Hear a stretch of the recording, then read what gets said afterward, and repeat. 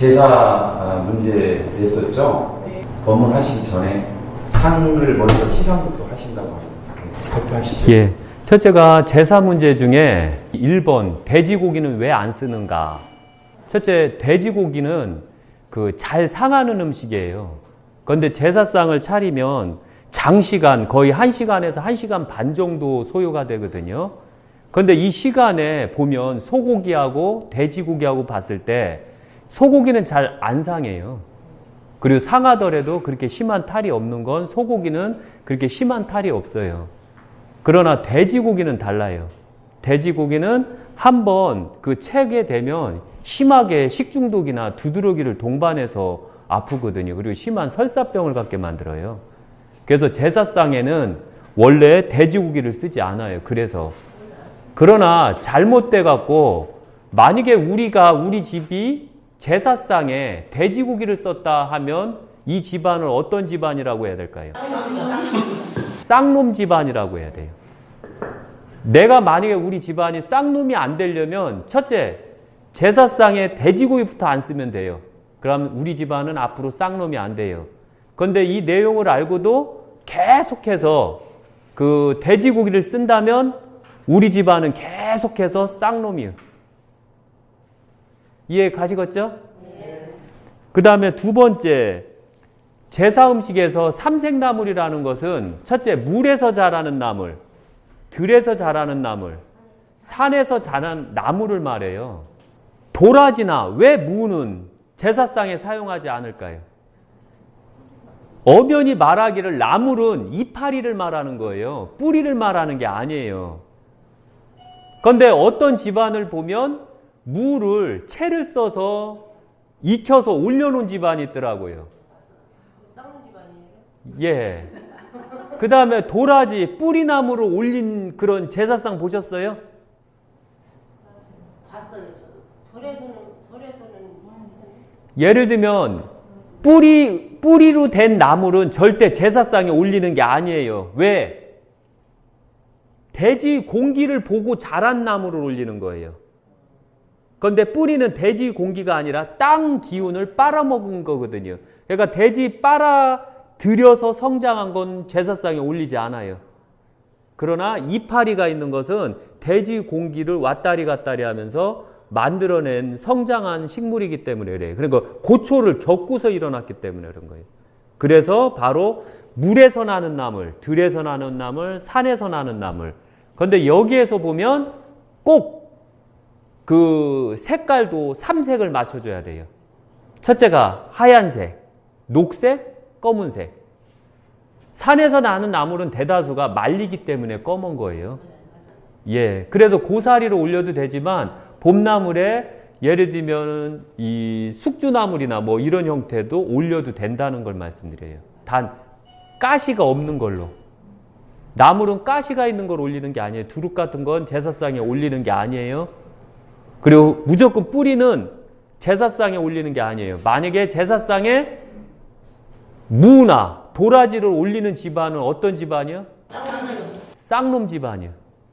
쌍놈은 내 아버지, 내 할아버지부터 배움이 없다는 뜻이에요. 양반은 할아버지, 그 위에 때 할아버지들한테 배움이 있다라는 뜻이에요. 근데 세월님이 질문인데 절에서 그 제사할 때 이제 오셨는데 도라지하고 이렇게 해놨던데? 첫째가 아셔야 되는 건 제사를 누구한테 배워야지요? 스님한테 배울까요? 아니면 유교 뼈대 있는 가문에서 배울까요? 제사를 지냈던 집안에서 제사를 배우는 거지 무속인이나 스님들한테 배우는 게 아니에요. 신들한테 올리는 제하고 집안에서 지내는 기제나 예를 들면은 이 성묘제나 아니면은 추석제나 이런 것은 엄연히 말씀드리건대 스님들이나 무속인한테 배우는 게 아니에요. 이것은 뼈대 있는 가문들한테 배우는 거고 만약에 우리 집안이 제대로 했다면 우리 집안은 뼈대 있는 가문이 되었다는 뜻이에요. 그래서 자랑하셔도 돼요. 왜? 우리는 뼈대 있는 가문이니까. 이해 가시겠죠? 그래서 뿌리 음식을 쓰는 제사상은 쌍놈이다. 그래서 지금부터 쌍놈 되기 싫으면 앞으로 도라지나 무나 뿌리 음식은 그 나물에 쓰시면 안 돼요. 국에는 무가 들어가요. 그러나 나물에는 들어가는 게 아니에요. 고맙습니다. 예. 그 다음에 제사상의 수문 그림. 수문 그림을 보면 사과하고 배하고 다 깎았죠. 이게 조상님 신이 앞으로 가는 게 맞을까요? 아니면 후손들 앞으로 가는 게 맞을까요? 그런데 그 사과 깎아 놓은 걸 보면 이 사과를 그대로 깎은 게 후손들 앞으로 갔어요. 원래 제가 제사상 차릴 때 그게 틀렸었던 거거든요. 그런데 틀렸는데 제 사무장이 전화가 왔더라고요. 생물님 이거 틀렸는데 어떻게 해요? 이러는 거예요. 그래서 저도 고민했죠. 다시 찍을까? 생각을 했는데 사무장이 그러면 차라리 그걸 문제를 내서 안 틀린 것처럼 하자. 그래서 저도 아이디어가 좋아서 그냥 그렇게 하자라고 해갖고서 그렇게 된 거예요. 유교 약사생불사는 이 살아있는 신이나 이런 신들이 있을 때는 신도 틀려요. 그렇기 때문에 틀리기 때문에 틀린 것을 모면하려고 안 해요. 모면하면 안 되는 거예요. 틀린 부분은 이 부분은 제가 실수했네요 하면 다음에 똑바로 차리면 될 수 있는 기회가 있으나 그냥 내 마음이에요 이렇게 하면 신의 마음이라면 모든 사람이 그걸 배워요. 그러니까 이 무조건 깎은 과일은 어디 앞으로요? 신이 앞으로. 그럼 그 집안은 양반이 되는 거예요. 그런데 만약에 깎은 게 후손들 앞으로 되면 어떤 집안이 된다고요? 예. 그러니까 모든 것, 조기 배도 신이 앞으로 가야 돼요. 가장 부드럽고 이 젓가락으로 이 찔러서 먹기 좋은 부분은 다 신이 앞으로. 이것은 바로 어른 앞으로 가야 돼요. 어른들은 이빨이 현찮아요. 그래서 고기도 질긴 것은 젊은 사람들이 먹는 거고 어른들 앞에 가는 고기는 많이 두들겨야 돼요. 두들겨서 최대한대로 씹어도 사르르 넘어갈 정도로 부드럽게 해서 어른들 앞에.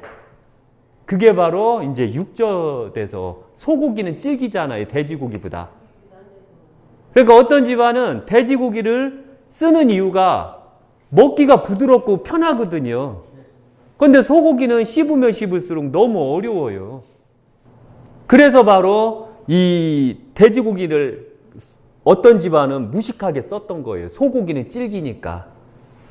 그런데 요새는 기술이 좋아서 소고기를 많이 다지잖아요. 예.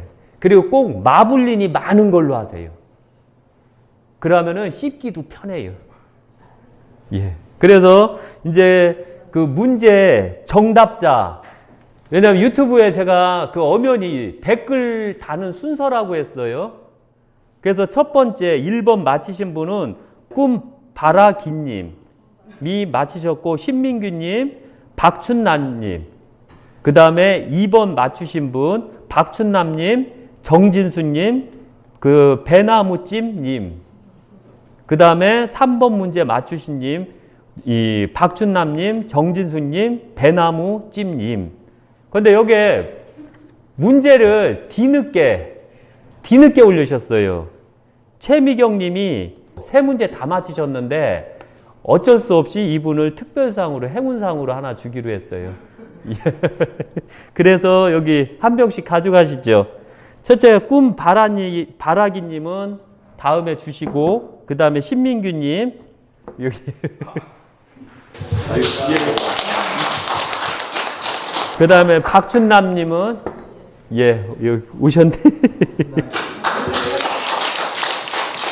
그 다음에 박춘남님 가지 마시고 받아가시고. 그 다음에 정진수님. 이분은 맞췄는데 본인이 댓글을 올리다가 날려버렸어요. 그 다음에 배나무찜님. 그 다음에 또 박춘남님.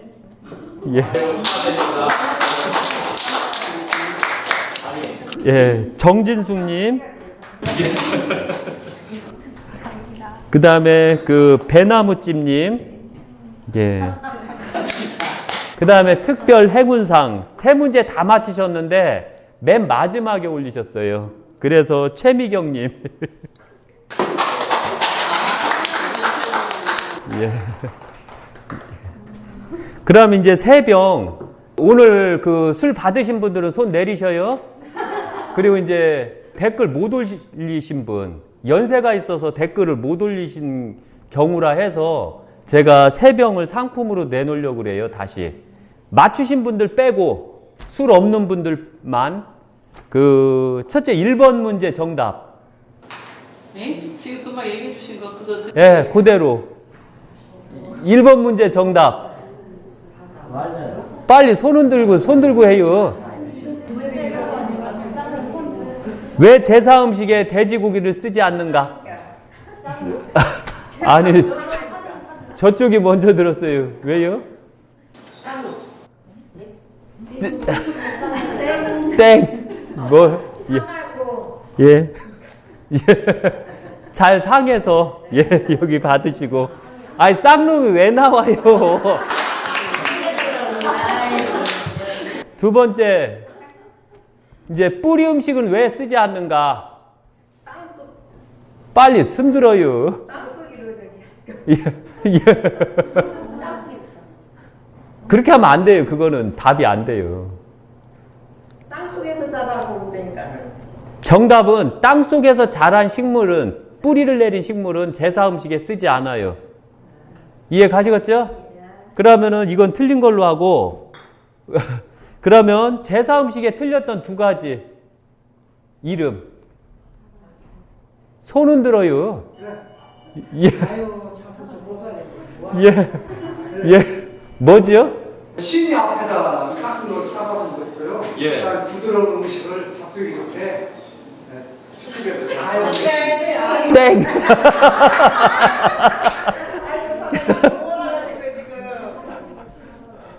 예.